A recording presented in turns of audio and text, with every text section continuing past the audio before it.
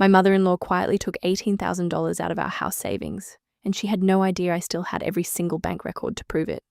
My name's Megan. My husband David and I had been saving for a down payment for almost 3 years.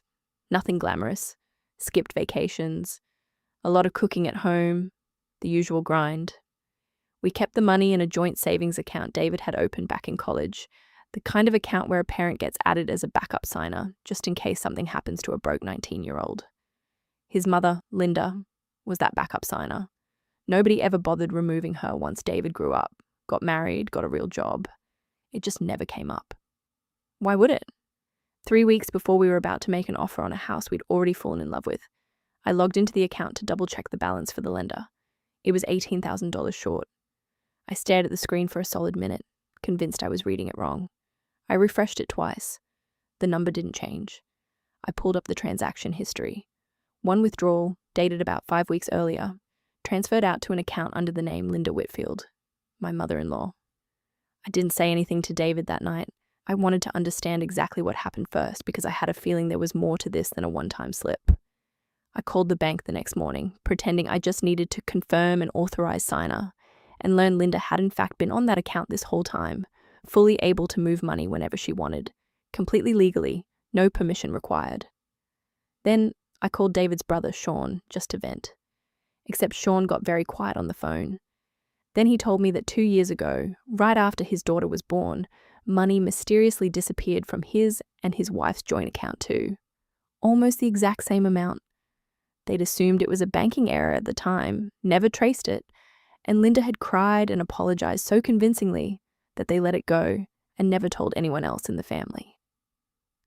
That's when I knew this wasn't a one-time emergency. This was a pattern. I didn't confront Linda over the phone. I gathered everything first.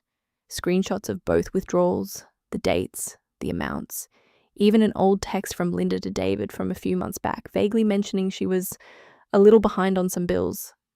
I called the bank again and formally removed her as a signer, which, since it was our account and David was the primary owner, took about 10 minutes and didn't require her permission at all. Then I waited for Thanksgiving. The whole family was there, the usual setup, 12 people around a table built for 8. About halfway through dinner, Linda brought up, completely unprompted, that her car was on its last legs, and wondered out loud if David and I could help her out a little with a new one. I just smiled, reached into my bag, and pulled out the printed bank statement. I slid it across the table and asked if she could help me understand a withdrawal from our account from 5 weeks earlier, since the lender needed an explanation for the missing $18,000 before we could close on our house. The table went dead silent. Linda's face went white, then red. She started saying something about how she was always going to pay it back, and it was just temporary. That's when Sean spoke up. He told the entire table, calmly, about the exact same thing happening to him and his wife 2 years earlier. His wife's jaw actually dropped. She'd never been told the real reason that money disappeared. My father-in-law, who had stayed quiet through all of it, finally put his fork down and asked Linda how many times this had happened. She didn't answer. He told her, right there at the table, that she would be paying both families back in full, with a written agreement starting that month, or he'd be the one explaining things to the rest of the family himself. It took 4 months, but every dollar came back. We closed on our house only 6 weeks later than planned, thanks to a bridge loan David's father insisted on covering personally, while Linda paid him back instead. Linda hasn't asked either of us for a loan since, and as far as I know, she's never going near anyone's bank account again without being asked first. If someone in your family has ever borrowed money without asking, I want to hear about it. Drop it in the comments.